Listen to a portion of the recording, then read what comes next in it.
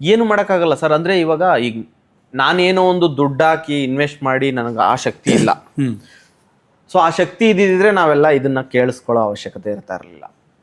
So ಇದನ್ನೆಲ್ಲ ಕೇಳಿಸ್ಕೊತಿದ್ದೀವಿ ಅಂದರೆ obviously ನಾವು ಅದನ್ನೆಲ್ಲ ಅಕ್ಸೆಪ್ಟ್ ಮಾಡ್ಕೊಳ್ಳೇಬೇಕು. ಇನ್ನೇನು ಮಾಡೋಕ್ಕಾಗಲ್ಲ, ಬೇರೆ ದಾರಿ ಇಲ್ಲ ಅಲ್ವಾ.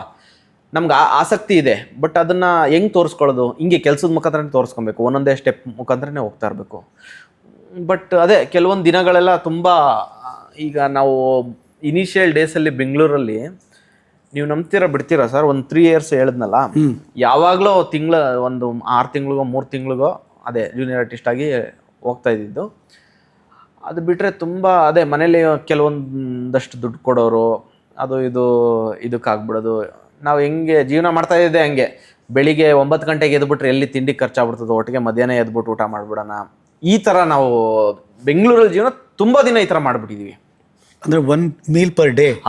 ಬೆಳಿಗ್ಗೆ ತಿಂಡಿ ಮಿಸ್ ಮಾಡೋಕ್ಕೆ, ಅಂದರೆ ಮಧ್ಯಾಹ್ನ ಒಟ್ಟಿಗೆ ಊಟ ಮಾಡಿಬಿಟ್ರೆ 2 ಟೈಮ್ದು ಕವರ್ ಮಾಡ್ಬಿಡ್ಬೋದಲ್ಲ, ಇದು ನಾವು ಬೇಜಾನ್ಸಲಿ ಮಾಡಿಬಿಟ್ಟಿದ್ದೀವಿ ಆ ದಿನಗಳೆಲ್ಲ. ಇವತ್ತು ಓಕೆ, ಅಂದರೆ ಏನಾದ್ರು ತಿನ್ನಬೇಕು ಅನ್ಸಿದ್ರೆ ಏನಾದರೂ ಎಲ್ಲಿಗಾದ್ರೂ ಹೋಗಿ ತಿನ್ಬೋದು. ಬಟ್ ಅವತ್ತು